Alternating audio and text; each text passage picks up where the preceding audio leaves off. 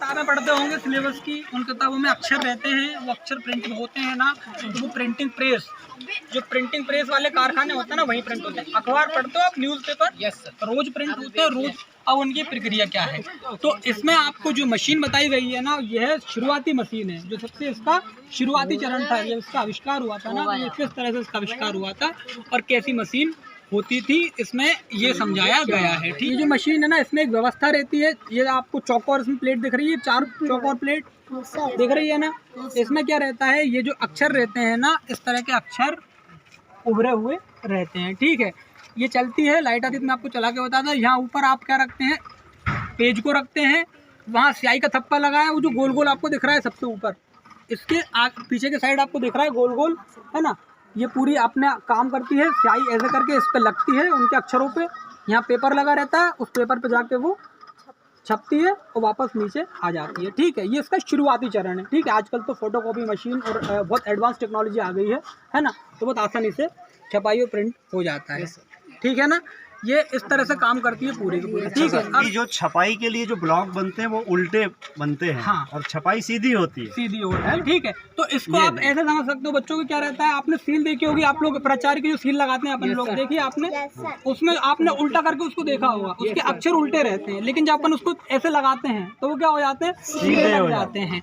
इसी तरह से इसका भी मैकेनिज्म रहता है। इसके जो ब्लॉक रहते हैं ना, उनमें जो अक्षर अंकित रहते हैं, वो अक्षर क्या रहते हैं, उल्टे रहते हैं, क्योंकि अगर अक्षर सीधे अंकित करेंगे तो क्या होगा, छपाई उल्टी हो जाएगी, इसलिए अक्षर ही उल्टे अंकित होते हैं, ताकि अगर अपन उसको छपाई करें तो वो सीधे हो जाए। ठीक, इसमें उल्टा लिखा हुआ है, आप लोगों को नीचे से पढ़ाई बिल्कुल नहीं आएगी इसमें, लेकिन ये मिरर है, दर्पण, दर्पण में देखा आपने उल्टा दिखता है अपना प्रतिबिंब, ये जो अपन दर्पण में देखेंगे तो ये सीधा दिख रहा है। ऐसा ही पूरा का पूरा इसका पर्सपेक्टिव रहता है ना प्रिंटिंग प्रेस का। देखो ये ताला, ठीक है, ताला क्या होता है बेटा, अपना घरों में जो लॉक करने के लिए ताले का प्रयोग हम लोग करते हैं। ठीक है, अब ताले की प्रक्रिया ऐसी रहती है, ताले को आप अंदर से देखोगे ना, मैक्सिमम जो इस टाइप के ताले रहते हैं ना, वो अंदर से इसी तरह के दिखते हैं। ठीक है, अब मैं आपको इनके भाग बताता हूँ कि ये जो रहता है ना, ये इसके अंदर दिख रहा है आपको छोटा सा, ये बिट बोलते हैं इसको। ठीक है, क्या बोलते हैं, बिट बोलते हैं। चाबी को हम इसके अंदर लगाते हैं, ये आपको ये क्या है, ये क्या है, इसके लीवर है। ठीक है, इसको लीवर बोलते हैं। ठीक है, अब यहाँ पे ये कौन सा ताला है, कौन से लीवर, 5 लीवर लॉक। ठीक है, लीवर रहते हैं। ठीक है, अब लीवर कैसे रहते हैं, इसको आप अगर करीब से देखो तो 1 2 3 4 और आखिरी का जो बड़ा वाला हिस्सा है, ये 5 लीवर होती है। ठीक है, जितने ज़्यादा लीवर रहते हैं ना, हमारा ताला क्या रहता है, उतने ज़्यादा स्ट्रॉन्ग रहता है, उतना ही ज़्यादा शक्तिशाली होता है, उतना ही सिक्योर रहता है। ठीक है, अब हमने बिट में ऐसे चाबी को, ये किधर आ गया, तो इसमें एक व्यवस्था बनाई जाती है चाबी की। ठीक है, क्या रहता है, ऐसे करके ये ताला हमने नीचे किया, ठीक है, इसको हमने ताले के अंदर फिक्स किया और ऐसे कर छोड़ देते हैं, तो ये अपनी लॉक लग गई है। ठीक है, जब हम ताले की लॉक खोलते हैं ना, तो क्या करते हैं, ये पीछे खिसक जाता है, ये जो लीवर है ना, आपको आखिरी वाला लीवर, ये चाबी से ये बिट है ना, इसको करके पीछे आ जाता है, खुल जाती है। ठीक है ना, ऐसा करके ये लग गया। ठीक है, जब ये पीछे चला जाएगा तो ये ताला अपना खुल जाएगा। यही ताले का एक मैकेनिज्म रहता है। ताले के और भी प्रकार होते हैं। ठीक है, ये हो गया, ये हो गया, ये हो गया। ठीक है, लेकिन क्या रहता है, हर एक ताले में एक चीज़ सेम रहती है, लीवर हर एक ताले में होता है। ये अलग अलग ताले हैं, इनकी ये चाबियां हैं, चाबी की भी एक विशेष व्यवस्था रहती है ना, हर एक ताले की एक अलग अलग चाबी होती है। किसी भी दूसरी चाबी को आप बिट में डालोगे तो वो लीवर में, और जो उसका मैकेनिज्म है उसमें फिट नहीं बैठेगी, जब फिट नहीं बैठेगी तो ओपन भी नहीं होगा ताला, है ना। इसलिए उसकी व्यवस्था के हिसाब से उसकी चाबी बनाई जाती है, और उसी पार्टिकुलर चाबी से ही वो ताला आपकी गति करता है आगे और पीछे जाने के लिए। ठीक है, ठीक है, और इसको हिंदी में क्या बोलते हैं, सूक्ष्मदर्शी। इसका उपयोग कहाँ किया जाता है, सूक्ष्म जीवों को देखने के लिए। ठीक है, विषाणु, कीटाणु, जीवाणु ये सब रहते हैं ना, इनको देखने के लिए माइक्रोस्कोप का उपयोग किया जाता है। ठीक है, तो ये इसमें विशेष प्रकार के लेंस रहते हैं, इसकी विशेष व्यवस्था रहती है, जिससे हम लोग क्या करते हैं, हमारे हाथों में वह जीव जिनको हम हमारी नग्न आँखों से नहीं देख सकते हैं, वह हम इस सूक्ष्मदर्शी से देख सकते हैं। ठीक है, जैसे कि डॉक्टर आपके इलाज करते हैं, ठीक है, टाइफाइड हो गया है ना, या आपके खून की भी जांच करते हैं, तो ये इन्हीं के प्रकार रहते हैं सूक्ष्मदर्शी के, है ना, इन्हीं की टेक्निक रहती है, इन्हीं का मैकेनिज्म रहता है, इसी से आपकी जांच वो करी जाती है। छोटे छोटे जो जीवाणु, विषाणु, जो बैक्टीरिया रहते हैं, उनको देखा जाता है, उनको परखा जाता है, ये किस चीज़ के हैं। ठीक है, मलेरिया का ऐसा होता है, कौन सा मच्छर के काटने, टाइफाइड का ऐसा होता है, टिटेनस का ऐसा होता है, किसी को नहीं पता। क्लास्ट्रीडियम टिटेनी नाम का एक वायरस रहता है ना, क्लास्ट्रीडियम टिटेनी नाम का वायरस, ठीक है। उससे क्या होता है, टिटनेस होता है। टाइफाइड का ऐसा होता है, साल्मोनेला टाइफी नाम के वायरस से। ये अलग अलग टाइप के वायरस रहते हैं, ठीक। ये अपना बिपको मतलब क्या होता है, टोटी की नोक, टोटी वाला नल देखे आपने, हेडपम्प अलग रहता है, तो ये वाले टोटी वाले नल होते हैं ना, वो अलग रहते हैं। इनमें बहुत ज़्यादा मैकेनिज्म नहीं होता है, टंकी में से या कहीं से जो जहाँ से हमने व्यवस्था की है वहाँ से उसका पानी आ रहा होता है, यहाँ पानी स्टोर हो जाता है, ठीक है।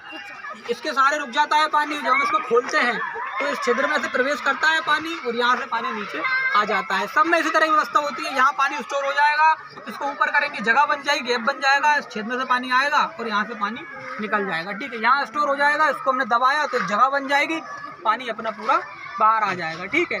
इन नलों की यही व्यवस्था रहती है, ठीक है। हो गया क्लिच, आप लोग जानते होंगे, बाइक चलाते होंगे आप लोग, ठीक है। बाइक में क्लिच रहता है, क्लिच का यूज कैसे करते हैं अपन लोग, शायद चली गई लाइट, है ना।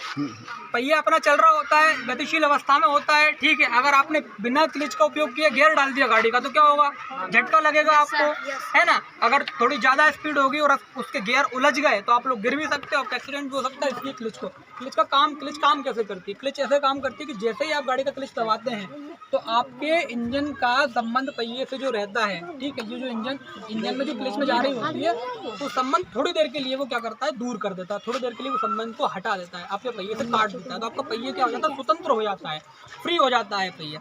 यदि क्लिच दबाएंगे फ्री हो जाएगा, आप गियर डालेंगे पैर से वापस छोड़ देंगे, फिर से गति करने लगेंगे। ये हो गया क्लिच।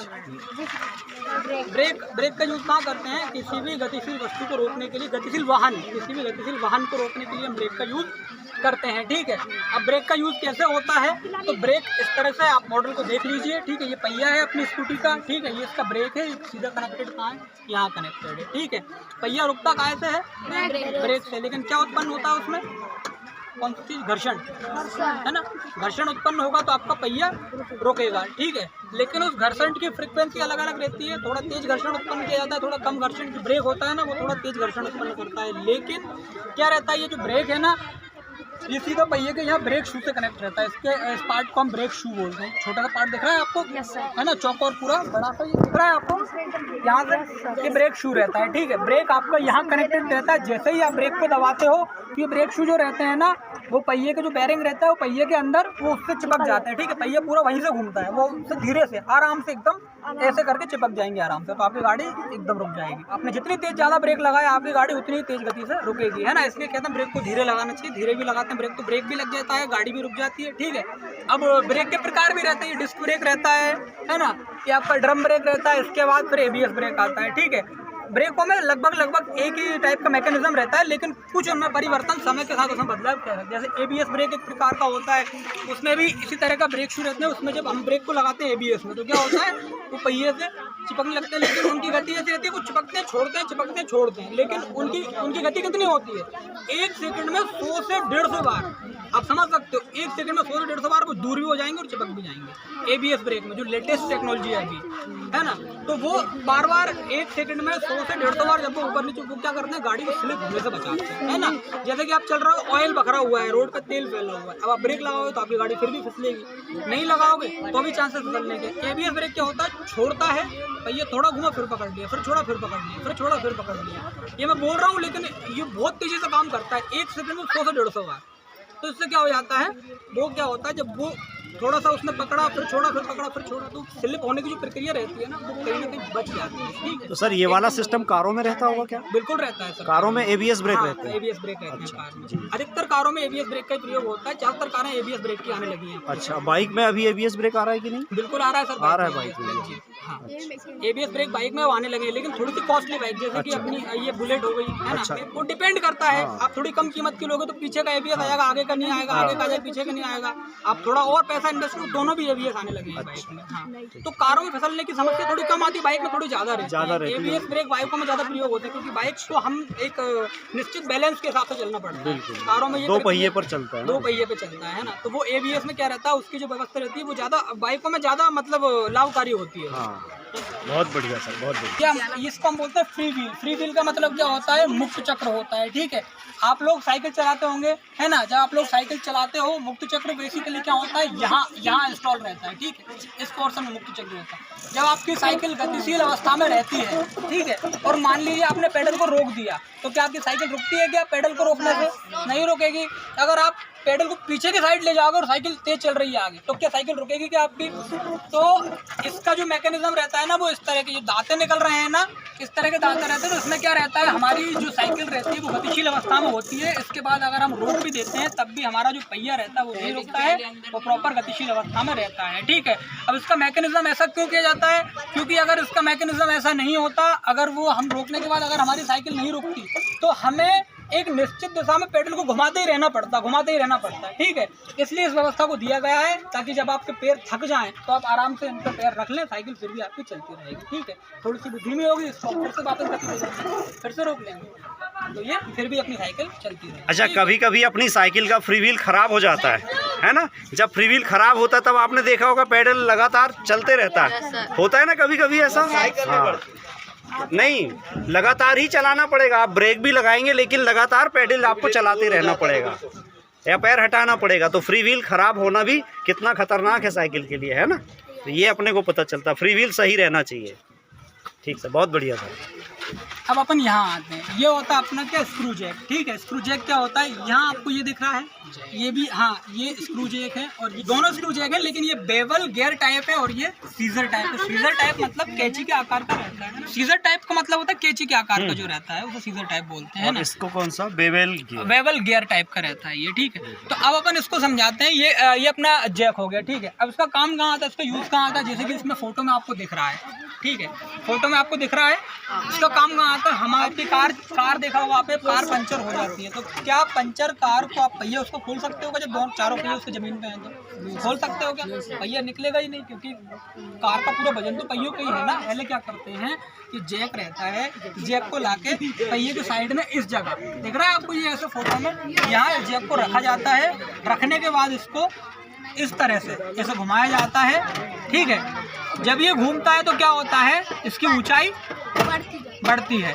इसकी ऊंचाई जब बढ़ती है कि ये बड़ी से बड़ी मशीन को, कार को भी ये ऊपर अपलिफ्ट कर देता है, उठा देता है, ठीक है। आप आराम से पहिए को खोल के उसका पंचर ठीक करा के या उसमें स्टेपनी जोड़ के उसको वापस से रिपेयर कर सकते हैं, फिर उसको वापस से ऐसे करके उतार दिया जाता है जैक, ठीक है। तो इसका मैकेनिज्म क्या रहता है, ये हैवी मशीन जो रहती है ना, उनको अपलिफ्ट करने के लिए प्रयोग में लाया जाता है उनको। इसी तरह से ये अपना बेवल गियर टाइप रहता है, ठीक। इसका प्रयोग भी सेम बड़ी बड़ी जो फैक्ट्रियाँ रहती है ना, वहाँ पे बड़ी जो मशीनें होती हैं उनको अपलिफ्ट करने के लिए किया जाता है, ठीक है। इसका एक प्रकार आप इसका एग्जांपल ऐसे भी समझ सकते हैं कि जब हम कार की सर्विस कराने शोरूम पे जाते हैं या ट्रैक्टर की सर्विस कराने, तो आपने देखा होगा वो शोरूम पे ट्रैक्टर को खड़ा करके और ऊपर कर देते हैं ट्रैक्टर को, है ना, पूरा हवा में कर देते हैं, ठीक है। फिर मैकेनिक उसको नीचे से खोलता है, ठीक है। तो यही वो प्रक्रिया रहती है, ठीक है। हमारे पास हमने इतना आविष्कार कर लिया है। विद्यार्थियों, आशा है आज का यह वीडियो आपको पसंद आया होगा। इसे लाइक शेयर अवश्य करें। अगले वीडियो में हम इसी तरह कुछ नए मॉडल्स के बारे में जानेंगे। तब तक के लिए नमस्कार, जय हिंद।